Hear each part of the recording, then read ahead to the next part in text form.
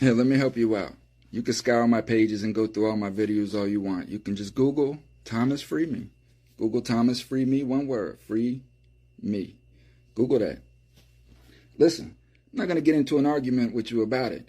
That woman was illegally taking drugs into another country that specifically says do not bring drugs into this country. She's entitled. She thought she could do what she wanted to do and get away with it, and knew that if she ever got in trouble, she could call on America.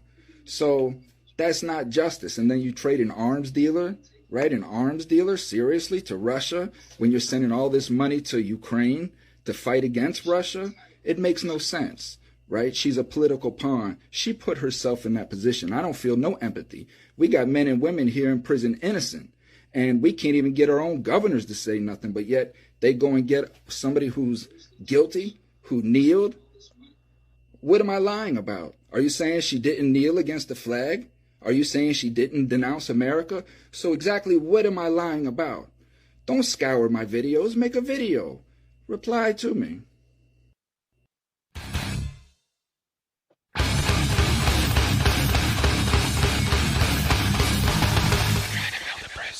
You can't handle the truth. I keep muting. I keep getting stuck with this mute, but welcome back, everybody. Thursday night, get right. Demetrius Knuckles, Thomas Free Me, and we are here to talk about Ms. Brittany Griner. But before we get into her, many blessings to everybody that's out there. I hope that you had a productive week. I pray for strength and courage through these times that we're going through, and that, again, this is what we're here for. Thursday night, get right. Come here, we talk about the issues, figure out what's going on. You can get the facts from the street. We're in it every day. We're out here every day talking to people, communicating. We are in the streets doing things. So with that being said, I will pass the mic to Mr. Demetrius for his introductions. Hey, what up, Doe? So, as Thomas said, we're going to discuss a lot of the latest things that's in the news and what's going on, the things that most affect some of our communities and community members, and some of the things that's going on in society that helps shape policy, whether that policy is beneficial to the all or beneficial to the famous. We're going to discuss the matters. Amen. So as you saw, you guys, I played my opinion for you. That video is kind of going viral on TikTok. A lot of comments, a lot of upset Americans. We have a comment from the crowd already. They left a Marine over there that belongs home, so why? My question is why? Why Brittany Griner? What was the importance of this? And what is the Americans to learn from this when we have innocent men and women who are fighting every day in prison to just try to bring some notoriety to their case? And yet we can't even get that done. Up there in Michigan where Demetrius is at, man, these people are trying to get this governor to do things, to move. We can't get no responses. So how Demetrius, how's Detroit taking this? See, personally, I look at it like this. I understand that Brittany Griner is a WNBA player, and I understand that she was in a foreign land imprisoned. But I also understand that it's people who are native to this land who are imprisoned, who shouldn't be imprisoned, and no one is running to their aid. Some of the guys that I personally know have served 10, 20, 30, 40, and 50 years, and no one has run to their aid. When they was finally released from prison, some of these guys couldn't walk, had medical problems, cancer, passed away. So while I do understand how America works with respects to their citizens being in prison in foreign countries, and they using those prisoners as political pawns, it makes me ask the question, damn, is America really behind all this or not? To use sacrifice of peace to use as a political pawn for a later day. It's what I don't understand. We've sent how much money to Ukraine to fight against Russia, but yet these guys are making deals behind closed doors. You know what I mean? For the merchant of death, right? The most notorious arms dealer in history, Brittany Griner. You know what I mean? I don't get it. It don't even add up. It don't even match up. And see, one thing that we do have to understand is all countries play the art of war. And it's going to be political pawns, it's going to be collateral damage. And she was collateral damage that became a political pawn. So she's collateral damage because she's a part of the big picture of what we do in America and what other countries do when they catch one of those citizens that's famous or has a lot of money.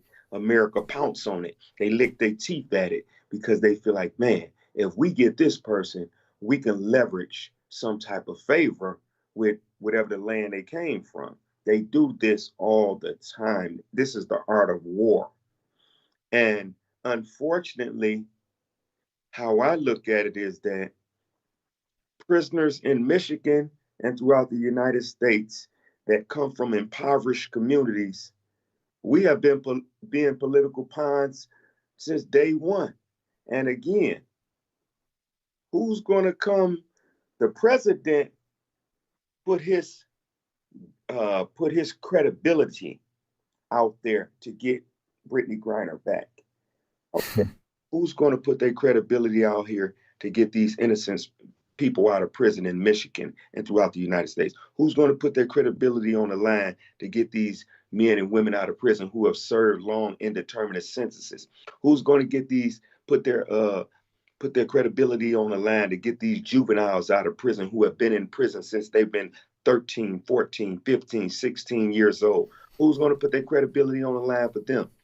We don't even look for the president to do nothing like that because we know that's a federal level. We're talking about people on this state level. Who's going to step up for, as they say, the little man? How about that? Well, and that's just it. I mean, it's mind-boggling because people will sit here and cry to me about how Griner got 10 years for this little bit of marijuana and how preposterous it is and barbaric and all these things. And then I turn around and say, okay, well, Frank Kepler out in Arizona got 7 life sentences for marijuana. Oh, he did? Yeah. Oh, I didn't hear about that. I'll have to look into that. And then that's all you get. You know what I mean? So I just don't know, man. I cannot understand the perplexity of how these individuals are thinking or how they justify in their mind that it's preposterous what happened to Brittany Griner, but as you just articulated with the people up in Michigan, nobody wants to talk about it. Hey man, hey, I like to be straight up and down. Again, okay, Brittany Griner. She was allegedly caught taking marijuana or whatever the narcotic was into a place that does not allow it. Is there a law against it? Yes. Did she violate the law according to what they said? I don't know, but I'm saying according to what they said, yes, she violated the law. Did she deserve to be arrested because she violated the law according to what they said and according to the fact that they say they have a law in place? Yes, she deserved to be arrested. Because she violated the law and there was no proof that she didn't violate the law, did she deserve to be found guilty? Yes. Once found guilty, the law says that you should be sentenced to whatever amount of time they sentence a person to under the violation that she did. Was she deserving of a sentence? I don't know what the sentence was, but was she deserving to be sentenced because she was convicted? Yes, that's the law, right? So we have to come to terms and take responsibility for our own actions and for our own opinions. It's not a it's not a matter of race, color, or creed. It's a matter of the have and have nots. And this is why the United States ran to her, because she's a have, and United States feel that because she's a have, this means that she can be a pawn. Because put it this way, how many people do you think are over in Russia or over in some foreign country right now who are imprisoned because they had some type of whatever Brittany Griner or whoever else had? They're in prison right now, and the government has not gone to get them yet because they're not famous. They don't have money. They're not an athlete. Come on. Well, I mean, they're just like the commenter said. You know, they chose Brittany Griner over a Marine. There's a Marine over there by the name of Paul Walker or Welker or something to that effect, and he's still there. He got to see Brittany Griner go home. Ain't that something? A Marine. Here's a guy who fought for the country. He fought for the country.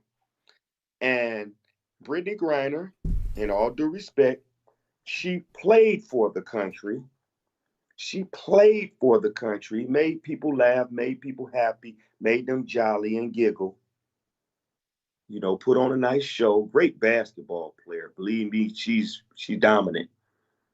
But how about the guy who put his life on the line, who suffered the loss of many of his comrades in arms, who lost contact with his family for all of these years? I think his name Paul Welker, who's been over there imprisoned, held hostage by Russian government, and yet United States, I would think that they would go all out to get him. But okay. So most of the comments on the TikTok is a lot of pissed off parents who have sent their children into our armed services to protect our freedom. And one made such a great comment. She was like, the very freedom that my son died for over there is allowing these people to speak up over a convicted criminal against a Marine that's still sitting over there. You know, so you have a lot of ticked off people over this, and it's a slap to our face. But let me ask, because a lot of these comments had to do with the fact that a lot of Americans feel like the reason why Griner was chosen was because she fit all the elements. She's of darker skin.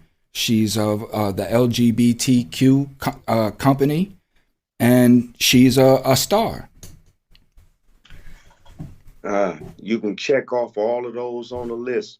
She fits all of the requirements of the hottest topics that's in the news today. LGBTQ, race,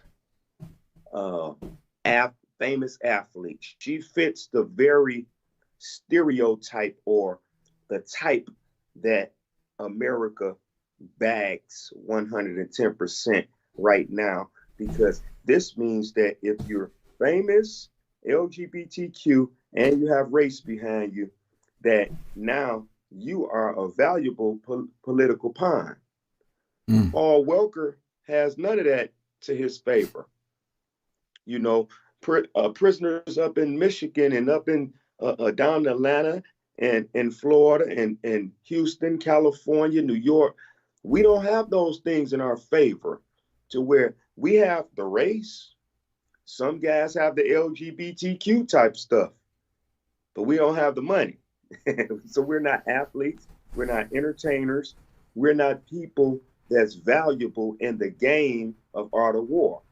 So therefore, we are left to sit in prison we're left to sit in prison for 10, 20, 30 years for sometimes crimes that we didn't commit, or sometimes crimes that we were overcharged with or over sentenced with, while someone of Brittany Griner's statute.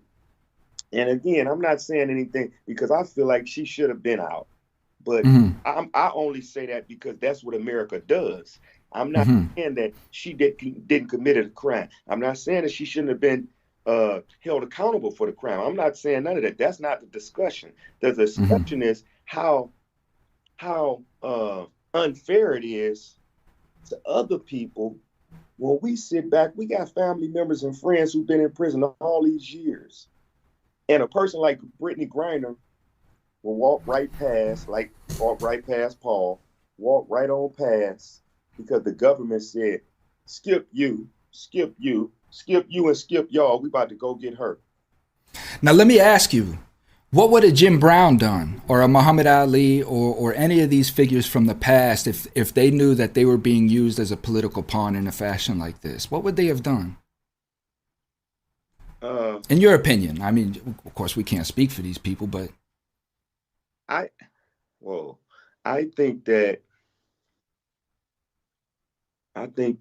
in a bigger sense, Muhammad Ali, they tried to use him, but when he uh, uh, subscribed to Islam, they knew that he was no good at that point.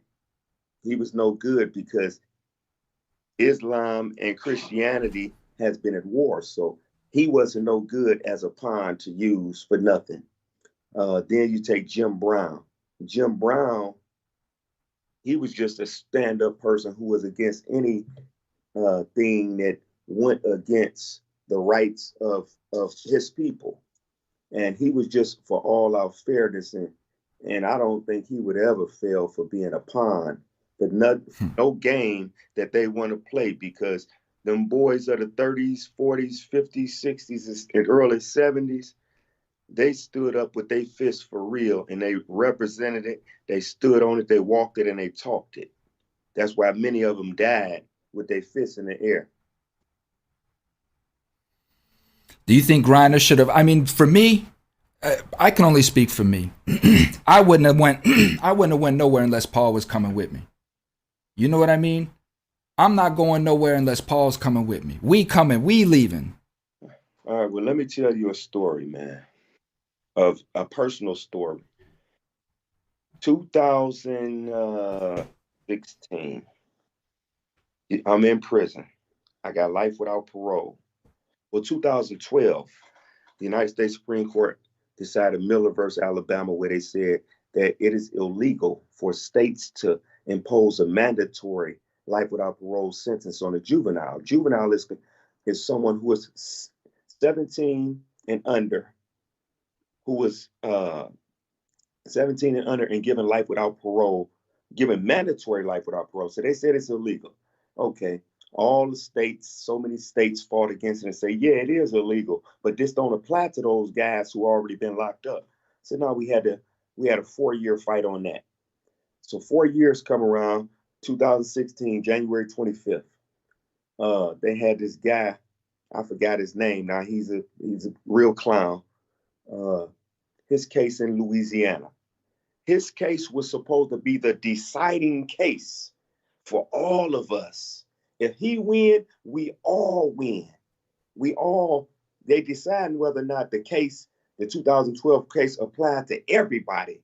Retroactive. Middle and end, retroactivity. So this one guy, this is what they did. And I'm showing you what you're talking about, Brittany Griner, or what Jim Brown would have did. So they went to the guy. His name was Hoppin' Bob. And that was his nickname. Now, mind you, he was locked up, given a life sentence for some about an ice cream cone, some about literally ice cream. It's all in the law books. And they went to him and they told him, because his case represented everybody. They told him, if we let you out, no, they said, we will let you out if you drop the case. In other words, we'll let you out, but everybody else can't benefit from you getting out. He accepted the agreement, and that left all of us in there. So they came up with the other case, another case out of Louisiana, and that was Montgomery versus Louisiana. And that's the case that we got out under. But the other guy, he accepted with the government's plea, and left everybody there. So, mind you, we about to go back to why he was locked up. So we can't expect him to be a stand-up and he locked up for something about an ice cream. Something about an ice cream. I can't remember. It was something about an ice cream cone. He stole an ice cream cone, something like that. So, sometimes people are not fit. People are not fit or mentally equipped to, or intellectually inclined to see the bigger picture. And that's not putting nobody down. It's just saying that everybody have their time. And sometimes it's not your time yet to understand the totality of the situation. And it may not have been her time at the moment, because she's young. She's a college girl. She's done nothing but, good things in her life. She hasn't been through the trials and tribulations that many of us have gone through. So we can't expect for her to make the type of decisions that we would make based on the things that we've been through. She haven't been That's through. right.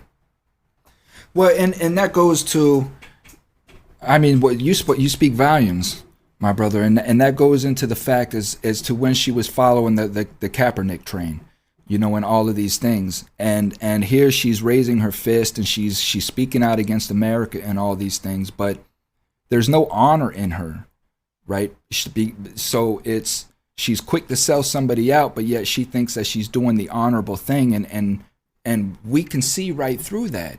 It's plastic. It's what you're doing is for, as like I like to say, likes and subscribes. But when it comes down to it, again, like I say, you can tell me you can go to trial all day, but when it comes down to the fire and you're sitting in the room with those feds, are you willing to keep your hand on that stove? Then everybody wants to get off. And that's the thing is these kids these days, man, they want to be soldiers and they want to fight, but as soon as they get touched, they're quick to hold up. Whoa. I was only playing, man. I was only playing. I don't want no parts of this. Come get me. But we got to give them that. See, because people from my era, and especially people I grew up with, not around, we cut from a different cloth. Mm-hmm. So, we represent things differently. We see things differently. We smell things differently. We taste the food differently. We smell the energy on the people differently, because that's how we was brought up. But when you're brought up silver spooned, and that don't mean money, I'm talking about to where you are far away from what's really going on in the hood. When you brought up like that, you can't get mad at someone who calls the police on someone. I'm gonna give you something, because I remember a case when I was in court. I was in the bullpen with this guy, and the guy testified against him, said that this guy broke in his drug house and stole his weed. Now, the reason I say that is because here's this guy, oxymoron, who admits now to selling weed, but he's never been through anything. He just happened to come, to be in a situation where somebody giving him weed to sell. So now, because he's never been in the street life, when he told, we can debate and say, man, he a rat, or he this, or he that, or the other side can say, no, man, he just ain't never been into nothing, and he is an actual citizen who found himself in the wrong situation. Somebody gave him something, and he wasn't fit for it. So that's kind of the situation that we facing today with this Brittany Griner, is that, she can't be held accountable. First of all, she can't be held accountable for being released. We can't get mad at her for being released. We can't get mad at her for allowing herself as a righteous citizen who has not been through anything. We cannot allow ourselves to be upset with her for allowing herself to be a political pawn. Well, that's where I'm upset with her at. And I'm upset with her in that fact right there, and whoever her team is that she has around her. Like, you know what's going on between these countries. You know what's going on politically right now.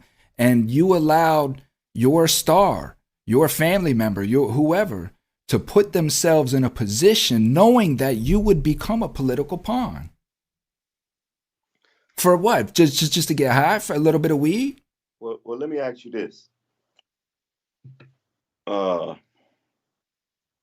do we go into crime thinking, or we gonna use a car scenario? Do we go into stealing a car thinking that we gonna get caught? I always thought I'm gonna get away, but I know there's a chance I can get caught. But it depends though, because after a while, homeboy, I started weighing those repercussions. See, jail wasn't a fear for me. It was just what could possibly, if I commit, okay, for a perfect example, when I went to Switzerland, right? Me going to Switzerland, I studied firsthand because I am a marijuana smoker. I have my Florida card. I do everything the legal way. But my anxiety was, how am I going to smoke in Switzerland? Right? I'm researching. It's legal, but they don't sell it. So there's nowhere to get it. That means that I would have to buy it illegally, and I wasn't going to do that. So I came across the dilemma as to what was I going to do, right? So it's understanding the repercussions and whether you're willing to take them or not. I've researched it. When you go and you see the requirements of going into Russia, it specifically tells you that if you are caught bringing any drugs, anything, any drugs into Russia, you will face the maximum penalty of 10 years. It tells you that explicitly in big letters. So she knew. You know what I mean? She knew. If she didn't, then she is a very, very foolish human being. You know, because this is one thing. Speaking of like the goodness, what's her name? Lord bless me for forgetting this lady. Shaquandra, the one that went to Mexico. No, Chantella. Chantella. So same thing, right? When you're leaving the United States, you have to understand you are not under the United States protection anymore. Right? Quick story. I go to Jamaica. There's this woman that's filming this Jamaican man outside of his home chopping fruit in front of his house. She's filming this man. The man asked her nicely, "Lady, please don't film me." She said, "It's my First Amendment right to film you." That man looked at her and said, "Lady, you're not in America. Put your phone down." And she said, she said, "I have every right." This man came over and snatched this woman's phone and slammed it on the ground and smashed it. But this is the entitlement that we have in America, is we think that we can just go, like the world is our playground, and we can just do whatever we want because we're Americans. Right. But I get that. I definitely get that, because, we tend to have big kahunas thinking, as you say, we can go somewhere. We're from America, so, and we just have that nonchalance about ourselves because we from the land of milk and honey. And so we tend to think that everyone must bow down to us because we represent the country. Mm-hmm. But I keep going back to this point, man, because I always think of this. How do America treat those people? Here's a perfect example. Trump, in his run for president, he opened up with saying the Mexicans were killers and drug dealers. Right? Yeah. So right now, people have to, and I want people to hear what the hell I'm saying. Right now, Trump has proposed, he said that drug dealers should get the maximum sentence. This is what he's saying right now. So now let's talk about that. Here's the guy, the Republican president, former Republican president, who in today's time has said that he believes that, and look this up, this is facts. This is not me talking. He said that he believed that drug dealers should get the maximum sentence. Mm-hmm. With that being said, and now we're about to go all the way back to 1992 with Bill Clinton, when they cracked down on crack and cocaine. They ain't really want to crack down on just powder cocaine because there was too many of them involved. But they cracked down on crack because it was Mm-hmm. minorities, people with no money. So now, 100-to-1 ratio. absolutely. So now, if drug dealers should receive the maximum sentence, according to the Republican former president, and we know that most Republicans echo what he say, whether it's behind Mm-hmm. closed doors or in front of cameras. They echo what he say. How could you then be mad at Russia for imposing and enforcing their law, and they didn't even give out a maximum sentence? So we can. Well, this is what I don't understand.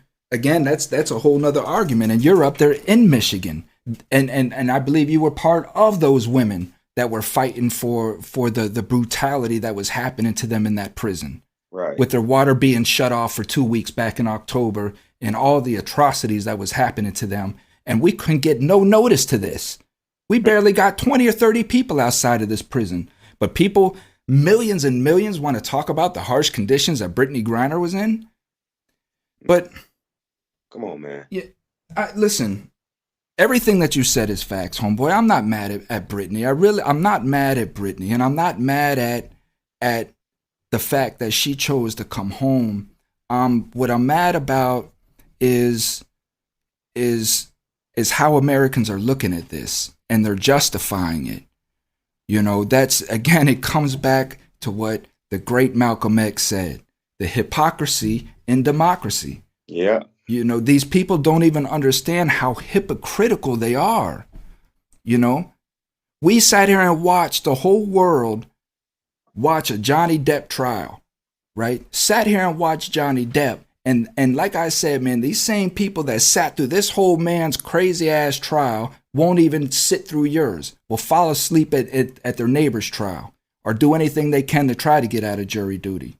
Right. You know, but they're taking off work because they don't want to miss Johnny Depp's trial. You know, so-and-so is testifying today. This is how screwed up Americans are. And I don't know how we got here. It's amazing because, as I told you earlier, we was having a conversation. Some guys had wrote me from prison because I'm the lead organizer for the Restoration of Good Time in the state of Michigan for Michigan Liberation.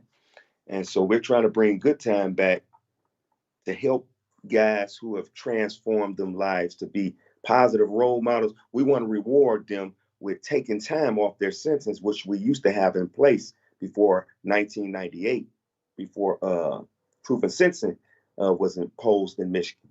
So we was having this conversation, and it just really dawned on me, man, how really screwed up we are, because we have reached out to so many people, family members beyond family members, and it's hard to get them on board to support stuff. They want their loved one home. That's what we all say. But when it's time to put in a little bit of work, a little bit of footwork, a couple phone calls, write a couple letters, it's hard to get this movement going right, because it's hard to get the families on board. But as soon as Johnny Depp trial, boy, don't let Jay-Z get caught up in that. Boy, you better not let Jay-Z, better not let Baby, NBA Young Boy, or none of them other guys. Don't even let Charleston White get caught up in nothing.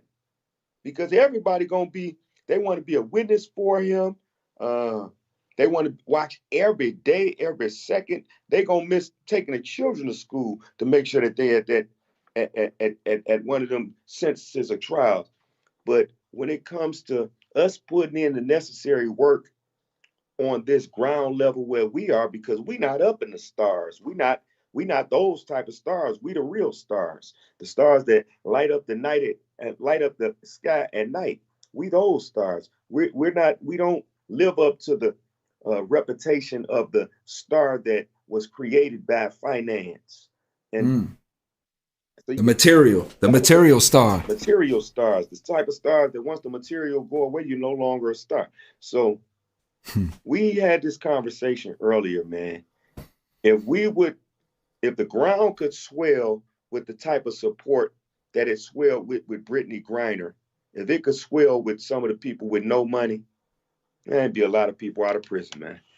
Man, we would have changes, man. We would have changes. Seriously, man. We would have changes. Like, okay, so the motion that you got going on up there, you know, the awareness that you're trying to bring. Speak on that a little bit and how hard it is to bring awareness to this here.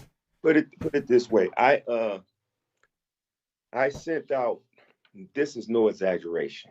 I sent out approximately 150 emails and texts, messages on Messenger, Facebook posts.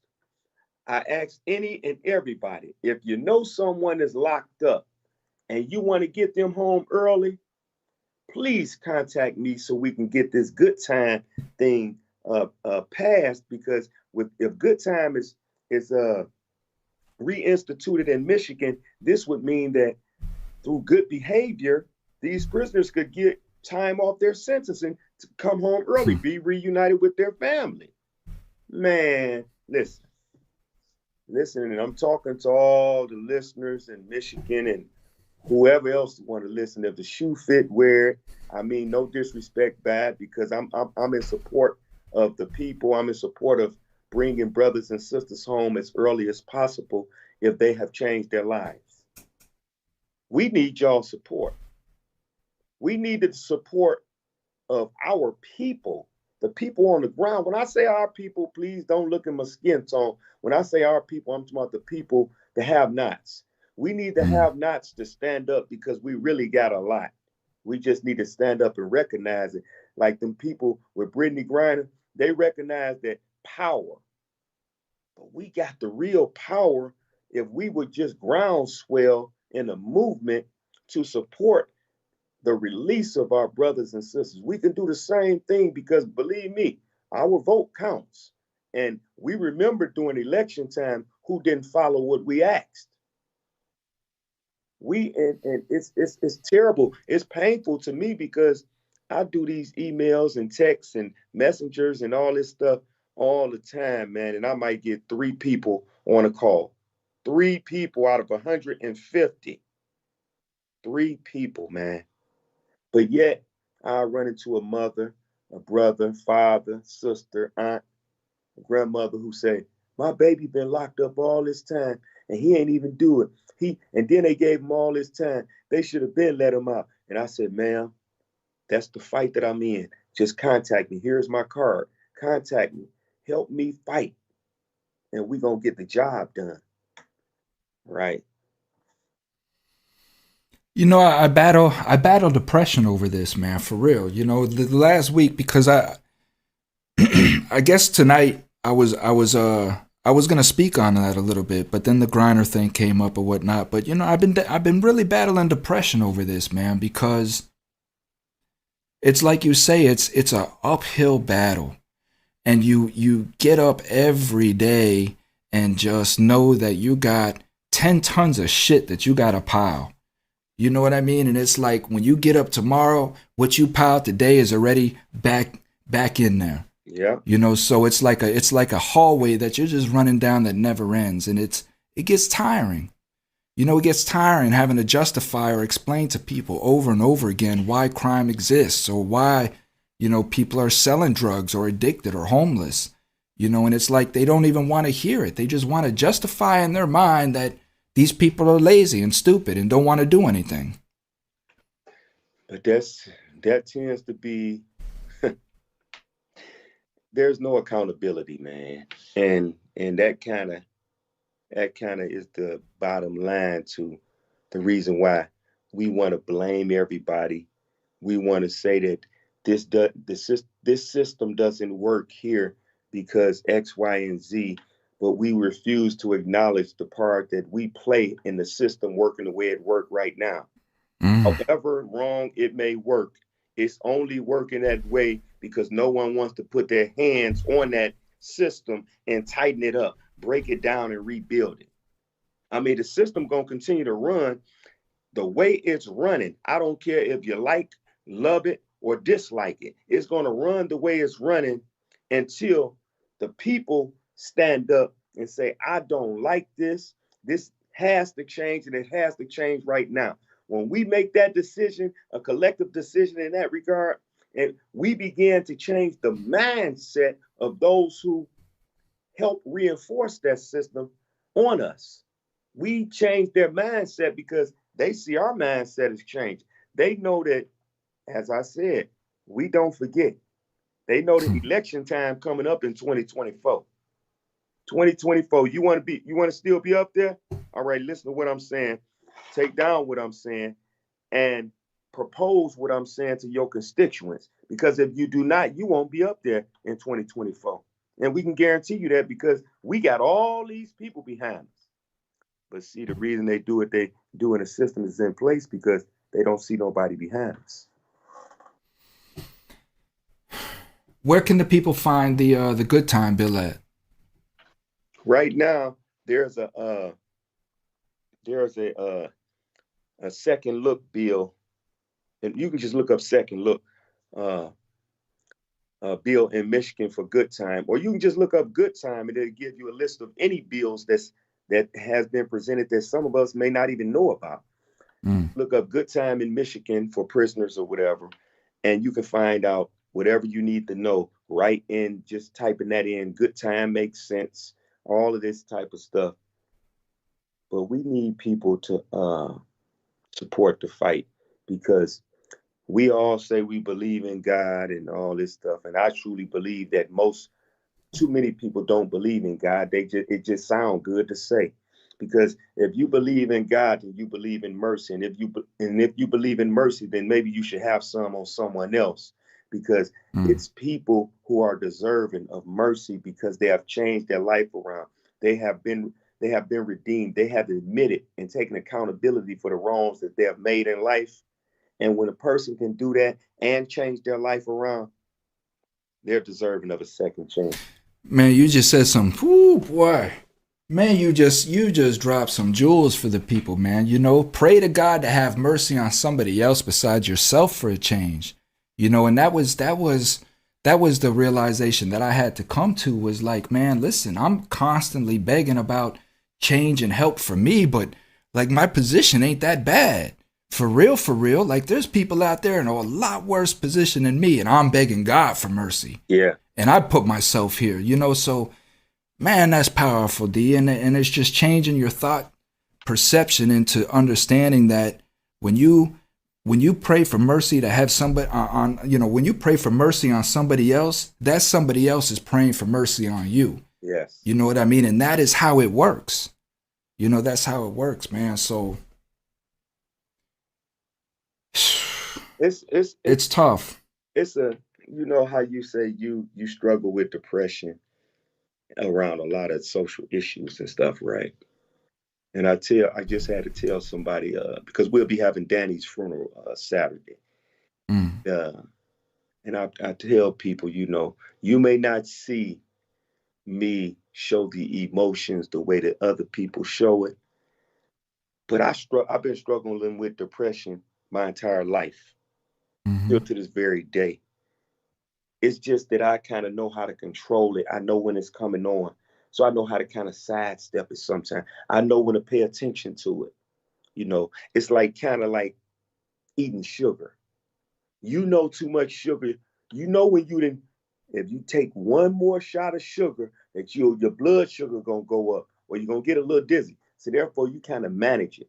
So I'm kind of aware of my depression, how to control it, how to recognize it, and how to really treat it before it goes any further. I'm kind of aware of it, but people tend to think that because we be in this fight and we fight such Goliaths that we don't have problems, man. And that's so far from the truth because they don't know that at night, during the day, in the morning, man, sometimes tears be rolling down my eyes and rolling down my heart, just looking at what's going on and trying to figure out a way, what could I do Mm-hmm. to help this thing out? What could I do to stop the pain? Like like my friend Danny Boy, I just received another. While I was at Earl's funeral, I received a message from a mother. I mentored to her son. She told me that her son killed himself and he had been playing with a gun. And so you tell me that's not heartfelt. I don't have time to break down because I'm so busy trying to build up. And if I Mm. broke down, if I'm driving the car and I got the people in the car with me and I'm driving, I don't have the time to break down because I got to get these people to where they got to go. Amen. That don't mean that I don't hurt. I'm not in pain doing this travel. I just got to maintain, I got to restrain myself because too many other people are dependent upon me getting them to where they got to go. So we go through it every day. Believe that. Like 8 people in a 67 Chevy, boy. We just trying to get there. D, another great discussion, man. It's good seeing you after the week, man. And man, we're moving into 2023 already. Absolutely. It's crazy. Time's flying, man. I'm gonna try to Danny's funeral, man. I'm gonna try to I have all of my podcast equipment. Mm-hmm. I'm gonna try to have my video camera running because I want to capture this whole moment because I want the world to know who Danny Boy was, not to just me or some of us that knew him personally, but I want them to understand the impact and the love that he had on everybody. And so I'm going to try to capture those moments, take my camera to the front and capture those moments for the people, man. And we want to try to live stream some stuff because this is it's not a sad moment, man. This is a festive moment because we celebrate life and celebrating life of a giant, man. You know, that's how I look at it. Yeah, amen. Well, anything I can do, you know, we'll set it up. And you say Saturday at what time? Saturday at 12 is the funeral. Tomorrow is the viewing. But Saturday at 12 is the funeral to where there's going to be far upwards of 100 people. Far upwards of 100 people we're expecting. Just guys who returned home from prison is going to be hundreds of us. So even if you don't get the live, as long as you record, we can always go in and edit and make a film out of it, and broadcast it that way. So I know Saturday there's a function out here for funding that I have to go to. So they're going to be having a criminal justice funding out here in Tampa, and it's an all-day event. So I'll be there. So it'll be hard for me to be involved with that live stream. But we got to get your YouTube set up, man. Man, I need help. I got my YouTube channel, everything. I need help. I just like podcast equipment. I got all of this stuff right here. I do not know. I mean, I got all the nuts and bolts to put the but I don't know where they go. We're gonna get together sometime this week and sit down and maybe we'll get on a Zoom. You know what I mean, and get you set up because we got to get you set up too. Absolutely. So, for all y'all, man, thank you again for tuning in. We had us a little crowd. We're growing. Week by week, I'd like to see more and more numbers, man. And we've been doing that. Just like I said, man, if we build it, it'll come. You know, so thank you for tuning in. Thank you for giving us your evening. I'm going to let you go catch some football. And again, like I said, parting ways. I'm not mad at Griner. You know, I'm really not. It's just for me, it's when are we going to be number one? Our education has never been number one. Our prison reform has never been number one. Our communities has never been number one. When are we going to be number one? We keep running around talking about we're number one, but we don't show it. So, I mean, when, people? And when are we going to stand up and unite to hold accountability against these representatives? That's all I got to say, man. Y'all stay tuned. God bless. Like, share, subscribe. And D, it's on you, partner. He said, when are we going to be number one? And it's funny because one of my poems that I will be doing on my first podcast, I'm going to give you just a little piece of it. It's called If Not Now, When?